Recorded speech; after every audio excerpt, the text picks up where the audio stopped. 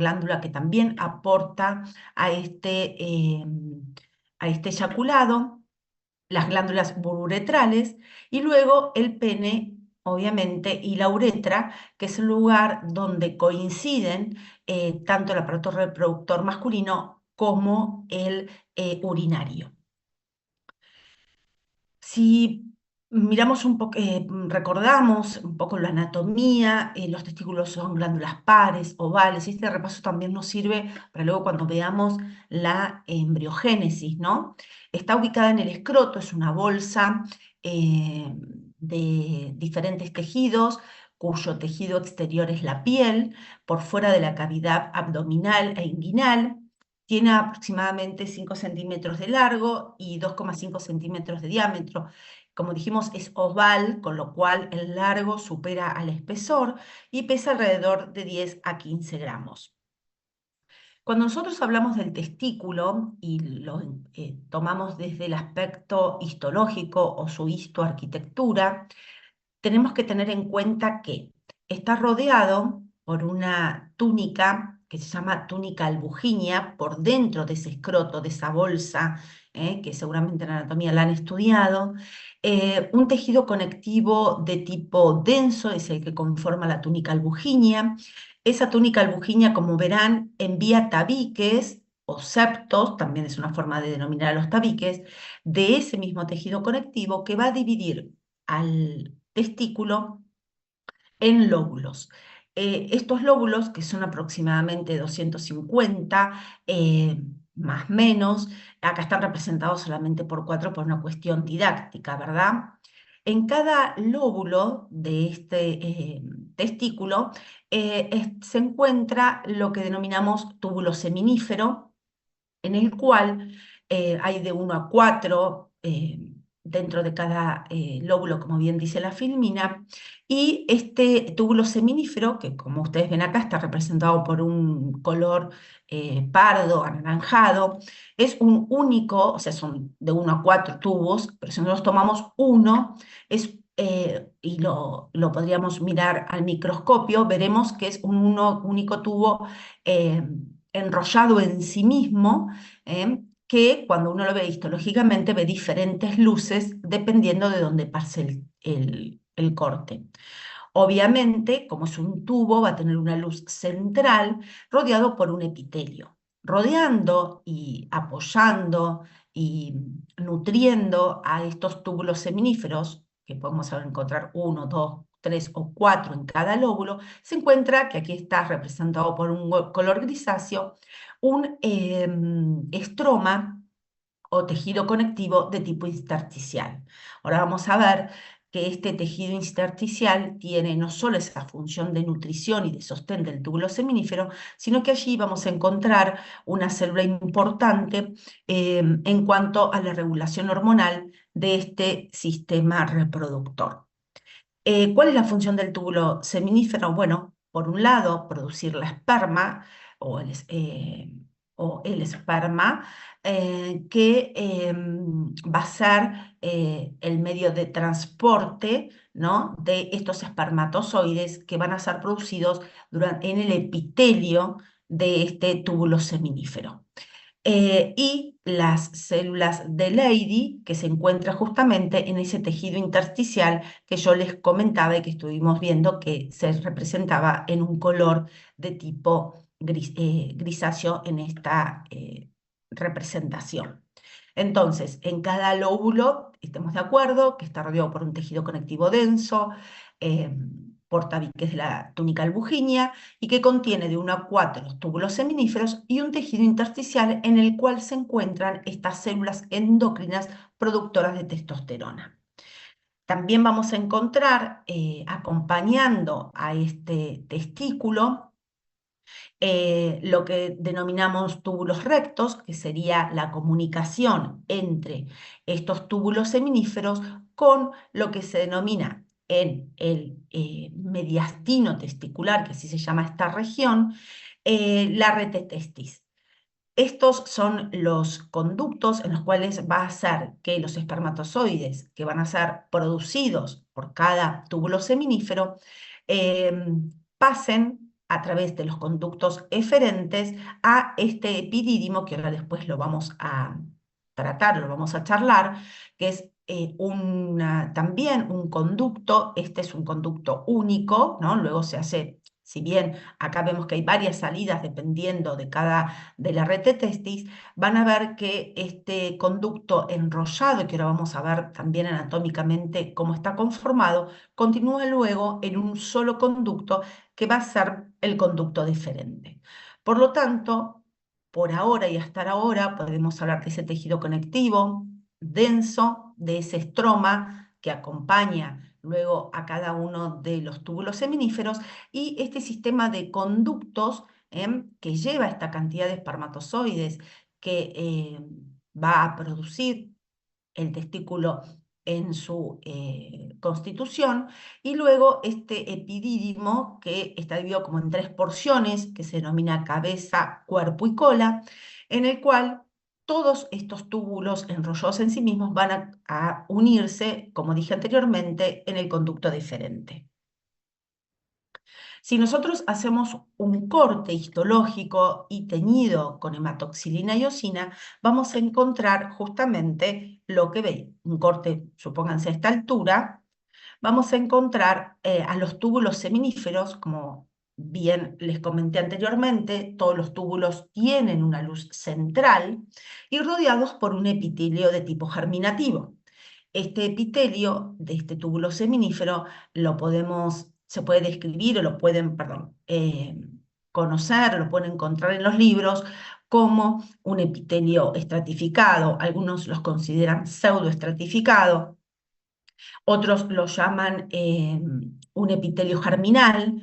¿eh? Eh, Cualquiera de esas opciones serían correctas. Lo que sí no podemos inferir que esto es un epitelio de tipo simple. Como verán, desde la membrana basal hacia la luz central vamos a encontrar muchos núcleos. Yo los estoy señalando, hileras de núcleos que representan a las células espermatogonias primitivas, o sea, con las que el individuo XY nace, en proceso de meiosis hacia la luz. Entonces, todos los estadios celulares de espermatogonia hasta espermatozoide, que recordemos, todavía está inmaduro e incapacitado, hago un paréntesis, recuerden, la maduración se produce en el epidídimo, y la maduración en el epidídimo y la capacitación en el tracto genital femenino. Entonces, sí tenemos que tener en cuenta, al mirar esta microfotografía teñida con hematoxilina y eosina, que es un epitelio germinal no simple, sino estratificado. Y vuelvo a repetir, esa estratificación, que es una estratificación dinámica, porque en todo este epitelio y de cada uno de estos cortes de túbulos seminíferos que ven, se está produciendo la espermatogénesis. Con lo cual, a partir de la pubertad, esto es un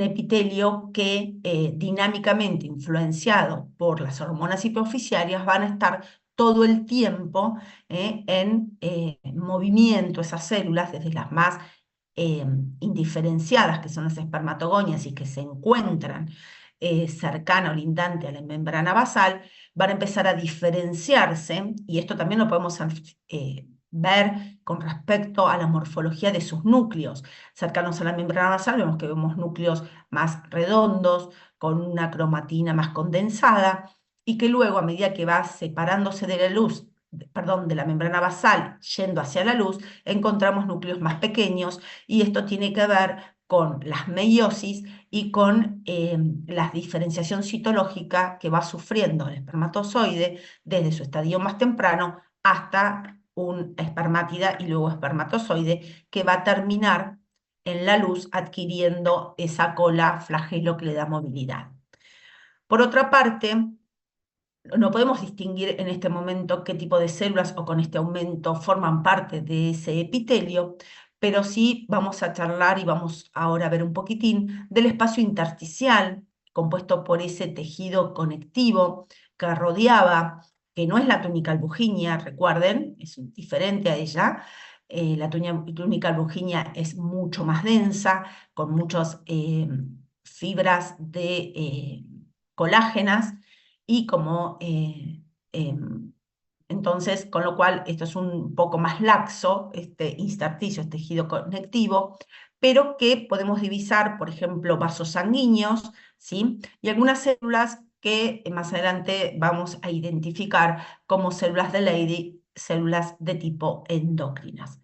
Por supuesto, y como siempre sabemos, las células endocrinas o el tejido endocrino está en contacto con diferentes calibres de vasos sanguíneos para poder liberar hacia la luz de esos vasos su producto de secreción, que en este caso es la testosterona.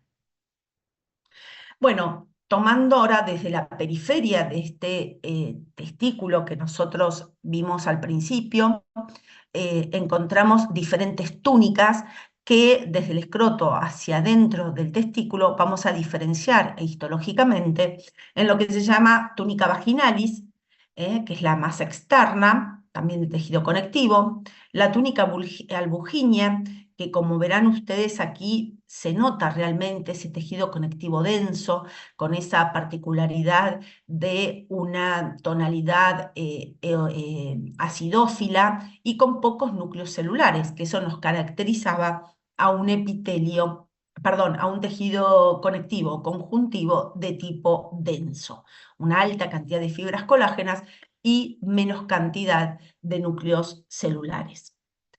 Luego de esa túnica albuginea, encontramos ya en el corte los diferentes túbulos seminíferos, como comentábamos anteriormente, y ese epitelio es, como les comentaba, un epitelio seminífero, epitelio germinal, es un epitelio de tipo estratificado y que en él se encuentran dos tipos celulares. Por un lado, toda la progenie que tiene que ver con las espermatogonias, que son las células más indiferenciadas de este epitelio y que en este órgano y estas células tienen una carga cromosómica de 46 cromosomas, con lo cual a través de ese epitelio que nosotros estamos observando se produce la espermatogénesis, que es ni más ni menos que dos meiosis cuyo objetivo es primero ser reduccional y luego ecuatorial, en la cual a partir de una espermatogonia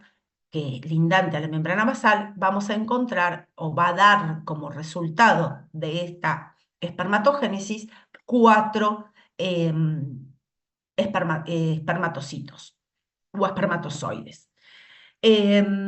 Estos espermatozoides o esta formación o esta línea celular de diferenciación morfológica y de división está sostenida por un tipo de célula que se llama célula de Sertoli. Ahora después vamos en las filminas posteriores a hablar un poquito más de ella. ¿Alguna pregunta con respecto de lo que estoy ahora hablando? ¿Me van entendiendo?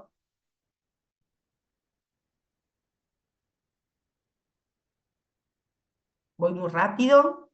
No, por ahora bien. Profe, yo tengo una Bueno, muchas pregunta. gracias. Sí, La túnica albuginesa sé que tiene tejido conectivo denso, pero hay que especificar si es irregular o regular. no, no, no. Solamente con saber que es un tejido denso es suficiente, ¿sí? Y saber el concepto, sobre todo acá me dice que nos quedan 10 minutos, estén atentos para luego yo les doy la nueva dirección, el nuevo link. Con respecto a esto, lo que uno debe saber, y sobre todo después para el final, es, bueno, qué característica tiene un tejido conectivo denso. Recuerden que en un examen final no solo estamos hablando del órgano en sí, sino que también vamos repasando en cada examen sobre los primeros temas, ¿sí? Así que por eso es importante conocer los conceptos de epitelio, de tejido conectivo, de tejido muscular, ¿sí? Aplicado a cada uno de los órganos que vemos, tanto en teórico como en práctico. Pasando un poquito más y con mayor aumento, bueno, podemos diferenciar en ese epitelio seminífero, como yo les conté, las células germinales, ¿no? Que están en replicación, en división meiótica, en diferenciación morfológica, porque si ustedes recuerdan, una célula como la espermatogonia, es una célula que tiene un núcleo redondo, con cromatina más densa, un citoplasma amplio, pero luego va a diferenciarse al dividirse en forma meiótica en 4 espermatozoides cuyas características morfológicas son totalmente diferentes a la espermatogonia que le dio lugar. Em, por lo tanto, tengan en cuenta esto cuando uno estudia o cuando tiene que explicar todo lo que tiene que ver con la línea celular de las divisiones meióticas que sufren las espermatogonias. Intercaladas a estas espermatogonias, como ven aquí, se encuentran un tipo de célula con un núcleo bastante más pálido, pero un núcleo que es prominente, es un núcleo que se observa, no es tan pignótico o tan basófilo como el de las espermatogonias, es más tenue, pero es de mayor tamaño, cuyo citoplasma se adapta, ¿sí?, a la celularidad que la rodea, que es la célula de Sertoli. Esta célula no se divide, son células de sostén, son células nutricionales, ya vamos a hablar un poquito más de ellas, pero son células que sostienen a toda la línea celular de divisiones celulares de la espermatogonia, la nutre, tiene diferentes funciones, pero son células importantísimas en no solamente en la gametogénesis masculina, sino también después van a ver, y creo que lo charlamos un poquito cuando hablamos embriología del femenino, es la encargada de sintetizar una hormona que se llama antimülleriana.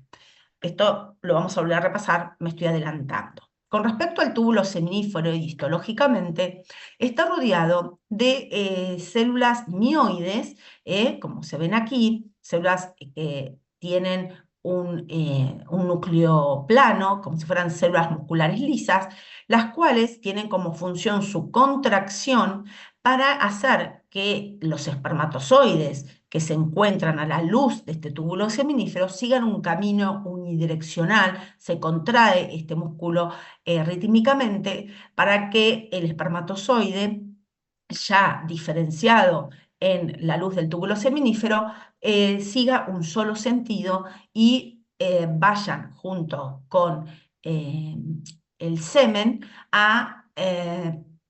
hacia el exterior, o sea, que atraviese todos los túbulos, perdón, todos los conductos que hablamos al principio cuando describimos anatómicamente a las vías espermáticas y llegue hacia el exterior.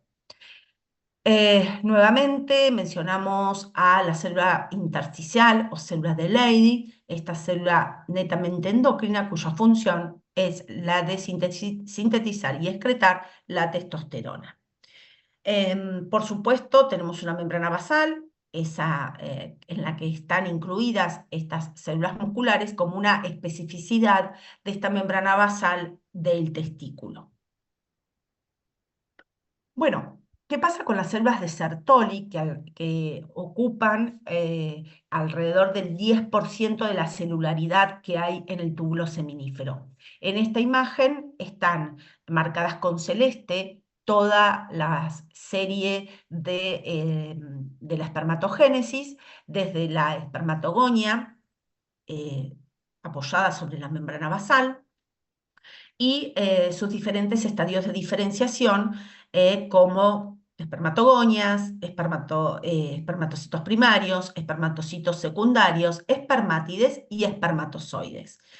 Cada una de estas células sufren diferenciaciones morfológicas, tanto en su núcleo como en su citoplasma, y luego, obviamente, la formación de esa especialización de superficie apical de esta célula, que es el espermatozoide, que es el flagelo. Em, en color rosado, creo que de ese color también lo están viendo ustedes, se observa la ubicación de las células de Sertoli. Estas células se extienden desde la membrana basal hacia la luz, son de tipo cilíndrica. Si nosotros nos olvidamos de las células germinales que se encuentran aquí, vamos a observar que realmente es una célula de tipo cilíndrica, con un núcleo, como le dije, prominente, y que más pálido que el núcleo de la serie de espermatozoides o la serie espermática, y tiene varias funciones. Por un lado, la fagocitación de cuerpos residuales. ¿Cuáles serían? Cuando se transforma morfológicamente el espermatozoide, va perdiendo, como verán ustedes, parte de su citoplasma. Este citoplasma que tenía, perdón, la espermatogonia, deja de ser redondeada y pasa a solamente dejar el núcleo celular con una pequeña porción de citoplasma a su alrededor, con lo cual el resto de citoplasma que se pierde es fagocitado por estas células de Sertoli. También forma parte de la barrera hematotesticular, o sea, si nosotros acá tenemos la membrana basal y por ella también, a través de ella, podemos observar o ver el tejido conectivo, que dijimos estaban las células de Leydig, y muchos vasos sanguíneos, bueno, hace de barrera para que la reacción antígenos-anticuerpos, si hubiera en el sistema vascular, no afecte, ¿no?, a las células germinales, porque dentro del túbulo seminífero no hay, como ya sabemos, vasos linfáticos, o sea que no pueden defenderse, sino que necesitan tener un aislamiento del sistema vascular por la entrada de los antígenos y también por la reacción que puede haber inmunológica en la sangre en el complejo antígeno-anticuerpo. Como también les mencioné al principio de la exposición, estas células sostienen a los espermatozoides en su vía de desarrollo, tiene este núcleo ovoideo pálido, presenta en su citoplasma algunos cristaloides característicos de esta célula y por supuesto tiene un retículo endoplasmático rugoso, liso y de Golgi muy desarrollados por esta cuestión de fagocitosis de los cuerpos residuales de esta transformación de la vía perdón, de la serie espermática. También tener en cuenta que estas células entre ellas están sumamente comunicadas mediante desmosomas y hemidesmosomas para obtener una conexión y un transporte de nutrientes entre ellas. O sea, siempre las uniones laterales epiteliales, porque esto no deja de ser un epitelio, con lo cual tenemos que tener en cuenta que la unión entre una célula de Sertoli y la otra es una unión lateral de tipo epitelial, en el cual se encuentran canales de comunicación. Más allá de que en la superficie de estas células o rodeando o incorporándose cercana a estas células de Sertoli se encuentre toda la serie del desarrollo de las células germinales, puntualmente de los espermatozoides. Nos va quedando poquito tiempo, enseguida les mando el nuevo link. Bueno, esto un poquito también es lo mismo con respecto a las células Sertoli y también con respecto a las células germinales. Aparte de lo que habíamos hablado anteriormente, quería hacer énfasis en otras cuestiones que también tiene como función las células de Sertoli, que es la espermiación. Recuerden que era la espermiación o vuelvan a retomar embriología de la primera parte del cuatrimestre, en el cual hablamos de espermiación. También produce síntesis de proteínas ligadoras de andrógenos y síntesis de la hormona antimülleriana, que es la que yo quiero ponerle luz y ponerle